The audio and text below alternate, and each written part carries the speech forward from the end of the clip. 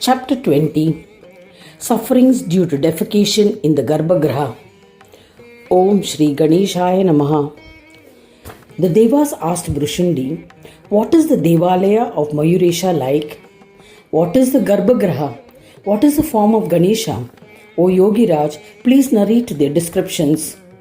Brushundi replied, please understand that Mayurakshetra is filled with wonderments and endowed with Maya, just like the true form of Ganesha. The verb root div means to play. Lord Ganesha conducts divine plays with Maya. The Devagraha is his form or house of the one who conducts plays. O Devendras, just like virile semen and ovum come together to create a visible womb endowed with duality, Maya and Mayika come together to form Swananda. They are therefore the Garbagraha in the true sense of the word. Literal meaning of Garbagraha is Garba, womb, plus Agara is dwelling place of the womb. The yogi should remember this. The Supreme Spirit Ganesha lives in Swananda.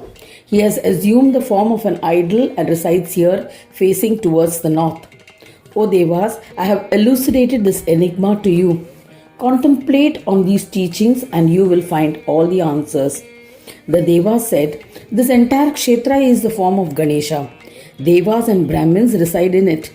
Then what are the arrangements for urination and defecation? It will be impossible to achieve union with a woman and the birth of children and grandchildren.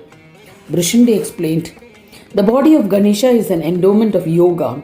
He never assumes the form of a mortal. He is not afflicted with the defects of a mortal being. He does not possess organs like eyes, ears, etc. like a mortal. Hence, he cannot be afflicted by diseases. He has created the five great elements, Panchamahabhutas, namely water, earth, etc. for the welfare of mankind. He resides in them. This is proof of his existence. Ganesha is the Lord of all yoga. There is no doubt about it. Hence, the form of Ganesha is never afflicted with maladies. So, he is watching, will mock us, will be enraged at our expulsions are not relevant thoughts. Such thoughts are generated in the minds of mortals. He is incorporeal. When a person is a form of yoga, dies in the Kshetra, he merges into Ganesha and is recreated. There is no doubt about it. Yoga is the realization of the fact that one is a part of Swananda. When one dies after this realization, he is liberated from the physical body and is merged into Ganesha.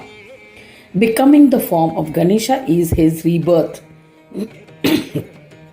In the same manner, the Devas are undisturbed by the persons and other living beings residing in the Kshetra who expel their bodily waste through urination or defecation. The Devas, Rishis and other beings who reside all over the Kshetra are of the size of a part of the thumb. Mayur Kshetra has become one with these thumb-sized forms, which needs to be seen with divine vision. The Kshetra of the humans is earthly.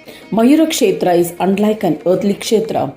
Hence, the defects of the Kshetras of the humans are not seen in Mayura Kshetra. Even if this is true, one should never pollute the Garbagraha of the temple. As a result, humans are blessed with good fortune. The same rule needs to be applied to the Kshetra. If anyone residing in the Mayura Kshetra behaves contrary, then they will suffer the terrifying torments of Nagna Bhairava. Devas asked Brushundi, what kind of torments does Bhairava inflict on those who defile the purity of the sanctum sanctorum of the temple by urinating or defecating?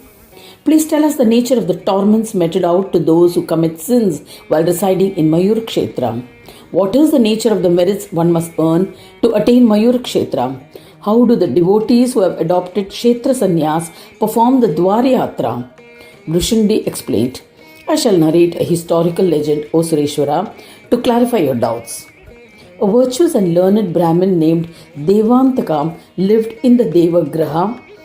He belonged to the Atri Gotra lineage. He was affectionate towards Devas, Brahmins and guests. He would perform the Kshetra Yatra, observing the prescribed rituals without fail and serve Ganaraja.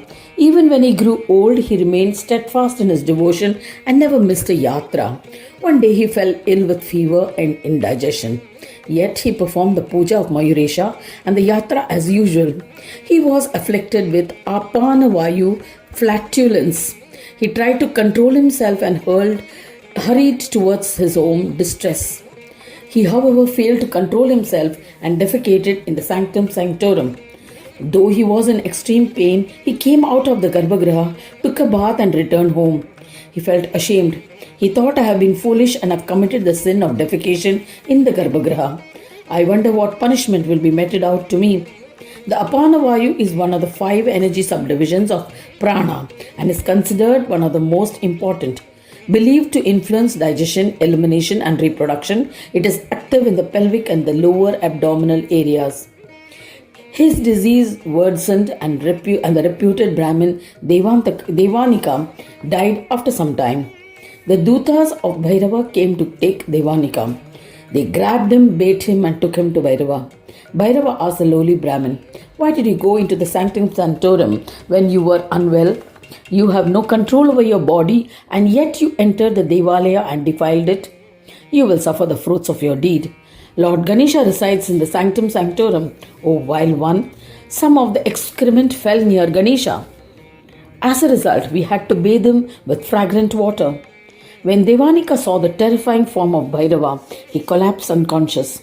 The Bhairava Dutas brought him back to consciousness and Nagna Bhairava ordered him to be placed on a red-hot iron wheel. As the wheel spun, it inflicted burns on his body. He lamented his heart-wrenching and loud words, pleading to be spared. The fire of Bhairava is several times more dreadful than that of Yama. Who would dare to touch it?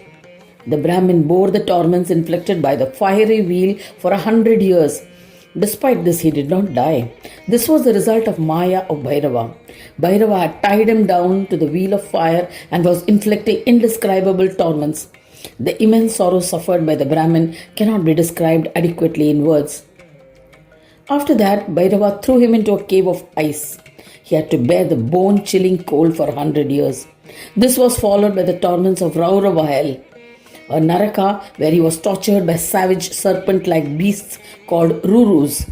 The bite is several times more agonizing than that of a scorpion. Thereafter, he was made to sleep on a scorching stone. He bore this torment for 100 years. Thereafter, he was reborn as a Pisacha and experienced their sufferings. He wandered about without food, clothing and water for 100 years. He would possess the bodies of impure men. The possessed individuals would seek the help of Brahmins who would chant mantras and conduct rites of exorcism as described in the Shastras and Vedas and batter the possessed spirit. After being expelled, the spirit would wander aimlessly. This torment lasted for 100 years. After that, he was once again brought before Bhairava. Bhairava tried to make him understand. He said, O Devanika, you are a householder. You were afflicted and weak. Yet out of devotion you conducted a yatra of the Garbagra. You had committed a grave sin by defiling the sanctum sanctorum. As a punishment for this grave offense, you have undergone 500 years of suffering. O Brahmin, due to your earlier bhakti, go to Ganapa. You will attain union with him. I have just narrated the terrifying fate in store for the ones who defecate in the Garbagraha. One who has no control on his bodily functions and defecates, he must bear such sufferings. If one has control over his body and yet defecates in the sanctum sanctorum, then he will have to suffer more torments. After listening to this legend, and if one is unwell, he should refrain from going into the Garbagraha. Despite this, he will attain ascent. The cruel Bhairava made him aware but tortured him before he could attain divinity. Remember this. Thus ends the 20th chapter titled Sufferings Due to Defecation in the Garbagraha. In the 6th Khand of the Purana Upanishad, Srimad Mudgal Puran, describing the legends of Vikata, dedicated to Shri Gajanana, end of chapter 20.